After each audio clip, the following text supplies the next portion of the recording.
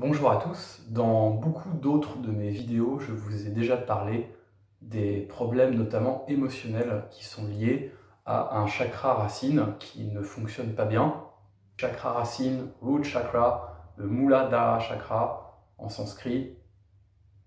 Je vous avais déjà expliqué dans des précédentes vidéos quels sont les liens avec les émotions entre ce chakra racine qui est donc tout en bas de l'abdomen, mais pas seulement, il a une partie périphérique qui fait qu'il descend aussi dans les jambes. Vous savez qu'on a des dizaines de milliers de chakras. Les 7 chakras dans le système du yoga, ce ne sont pas les seuls chakras, ce sont les principaux centres énergétiques, les chakras donc, mais vous en avez tout un tas, énormément dans le reste du corps. Et donc, il y a une partie périphérique du chakra racine, du root chakra, qui interagit constamment avec vos jambes et vos pieds aussi.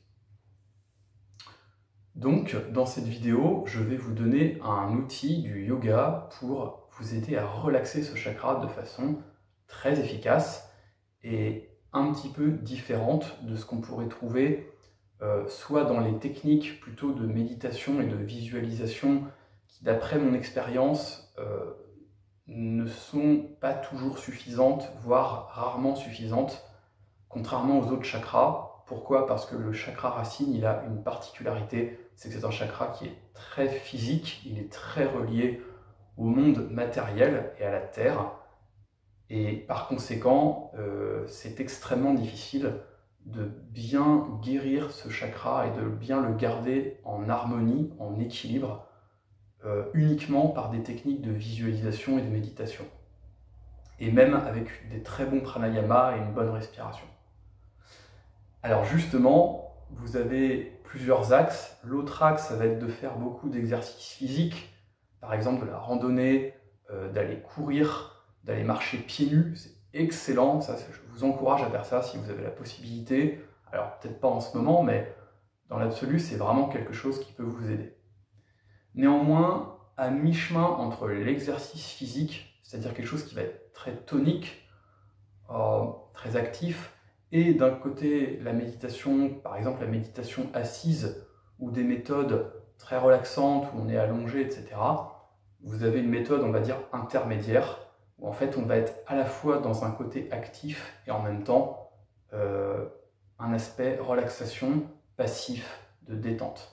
Et pour ça, on va utiliser un mudra qui s'appelle Ashwini Mudra. Donc je vais vous montrer ça maintenant. Vous n'avez besoin d'aucun matériel, à part votre tapis. Vous pouvez aussi le faire allongé sur un lit. Donc je ne vais pas trop réétaler, je vous encourage à aller voir mes autres vidéos sur le sujet, j'en ai déjà beaucoup parlé. Si vous voulez connaître les principaux symptômes, et notamment émotionnels, en termes de ressenti, si vous voulez.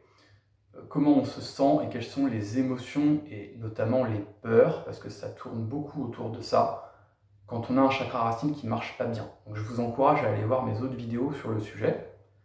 Maintenant, il y a d'autres symptômes que je n'ai pas forcément cités parce qu'il y en a beaucoup, en dehors de l'aspect émotionnel, avec notamment cette insécurité fondamentale qui est typique du chakra racine et ce manque d'ancrage.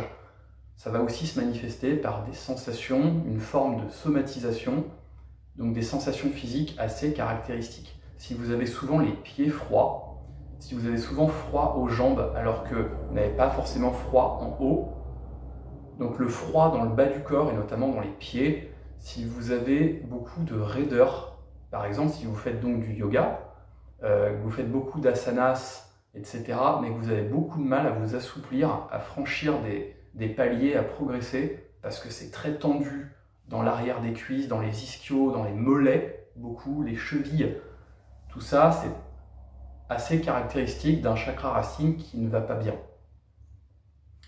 Le chakra racine, c'est pas seulement important pour progresser dans vos asanas et devenir plus souple, c'est aussi important pour votre équilibre émotionnel, mais aussi immunitaire. Un chakra racine qui ne marche pas bien, ça peut vous créer des problèmes de maladie, et notamment dans la zone du côlon et de l'anus.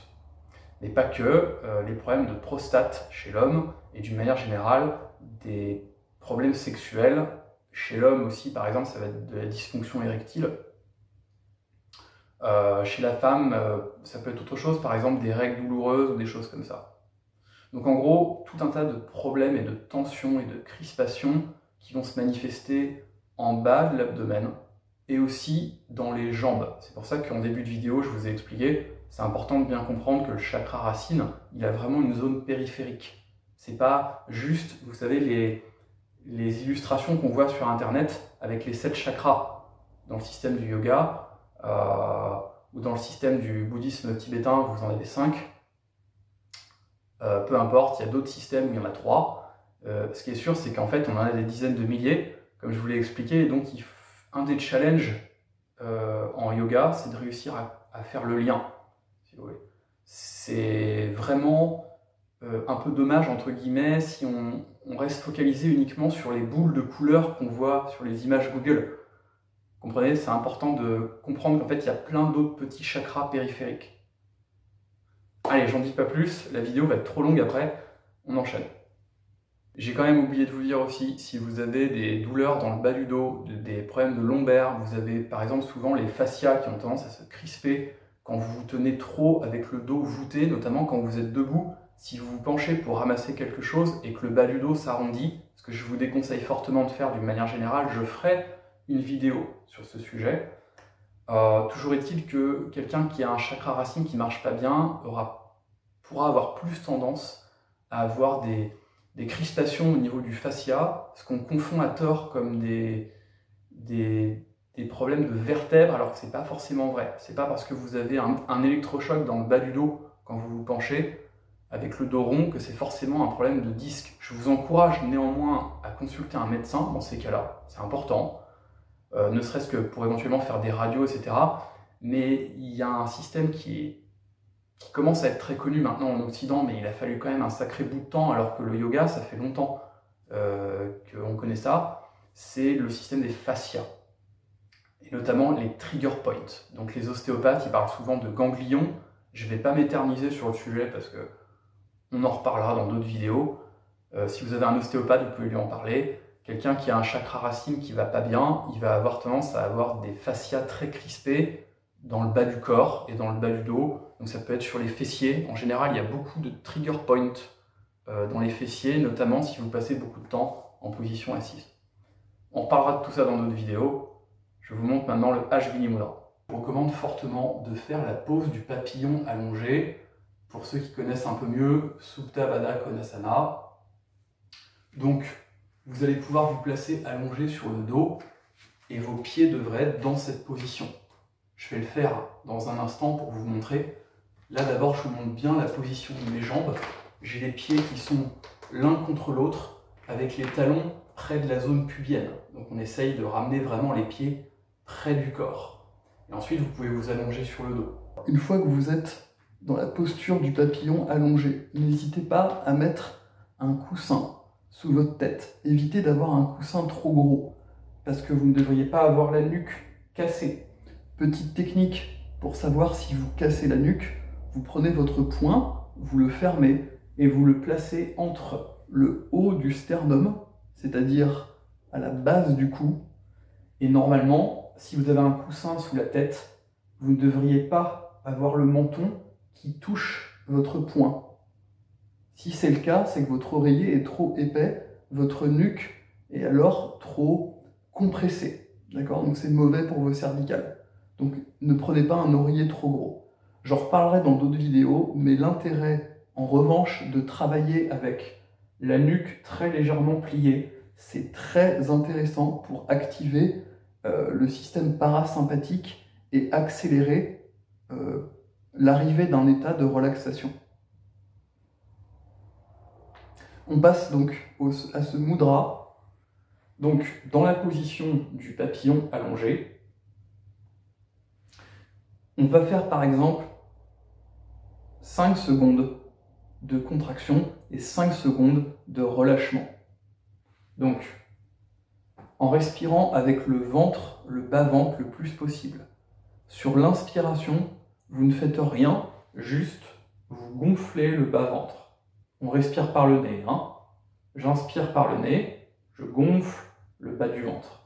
Sur l'expiration, je rentre mon ventre le plus possible et en même temps, vous allez chercher à contracter les muscles de l'anus.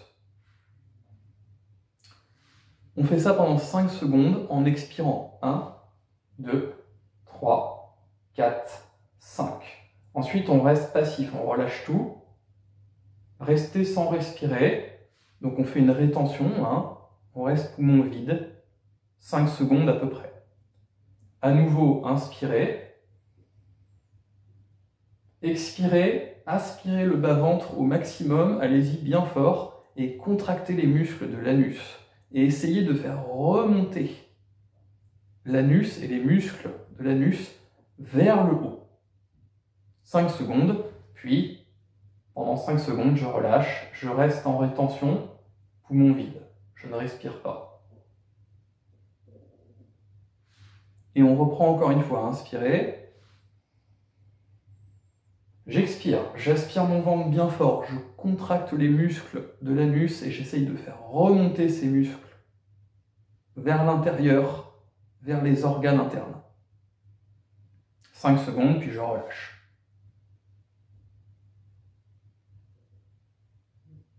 Je vous conseille d'en faire au moins 10 séries. C'est-à-dire que ce qu'on vient de faire là, vous le faites 10 fois. Donc 10 inspirations et 10 expirations. Et n'oubliez pas, c'est très important en fin d'expiration de rester en rétention, en kumbhaka, pour ceux qui connaissent un peu, sans respirer avec les poumons vides.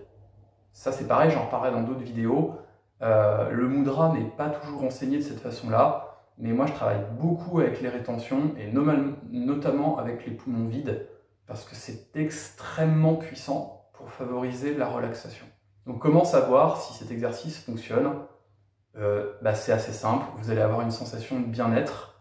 Le fait d'alterner comme ça une phase de tonus, d'activation de ce chakra et de toute la zone du périnée, du plancher pelvien, etc. et de détendre, ça va assez rapidement provoquer chez vous un état de bien-être. Normalement, vous avez le mental qui se calme, vous allez avoir tendance à moins penser. Vous allez tout de suite sentir une sensation d'ancrage, c'est-à-dire que les énergies, entre guillemets, le prana, va avoir tendance à redescendre. Ça va se manifester sur un plan plus physique, plus grossier, notamment par une sensation de chaleur dans les jambes. Et en fait, on revient à ce que je vous disais au début de la vidéo, vous allez peut-être avoir les pieds froids qui vont disparaître. Une seule série de 10 de ce mudra peut tout à fait vous aider à baisser un état d'anxiété juste comme ça, en le faisant 10 fois, et le maintenir pendant plusieurs heures, et ça peut vraiment vous aider à vous sentir beaucoup plus, avoir beaucoup plus de vitalité. Vous allez vous sentir beaucoup plus énergique, mais pas d'une façon anxieuse, parce que des fois quand on est trop énergique, en fait on est trop excité. Et trop d'excitation, ça favorise l'anxiété. Donc là, c'est pas du tout en fait une excitation anxiogène typique qu'on pourrait avoir quand on prend trop de plaisir. Vous savez, quand il y a un truc qui nous procure beaucoup de plaisir, en fait, des fois, ça se répercute en anxiété. Et bien là, pas du tout, ça va être une sensation de calme, d'ancrage, de solidité. C'est fearless, c'est un peu fearless spirit, vous voyez, c'est-à-dire que si vous faites ça, et que vous le sentez comme ça, vous allez voir, d'un seul coup, il y a même des peurs qui peuvent se taire presque d'un coup. Donc ce mudra, c'est vraiment une des meilleures techniques, si ce n'est, allez, sur un pied d'égalité avec une autre méthode que j'enseigne, c'est vraiment la meilleure, clairement, pour le chakra racine, d'après mon expérience. Dans une prochaine vidéo, je vous donnerai une autre position dans laquelle vous pouvez pratiquer cette technique, ce mudra. Et également, je vous donnerai des conseils pour l'améliorer en apprenant à mieux solliciter les muscles de l'anus, c'est-à-dire les sphincters en fait. Je vous aiderai à mieux le faire pour rendre cet exercice plus efficace. Je vous remercie d'avoir suivi cette vidéo et je vous dis à bientôt dans la prochaine. N'hésitez pas à liker, à partager pour donner de la visibilité. Merci.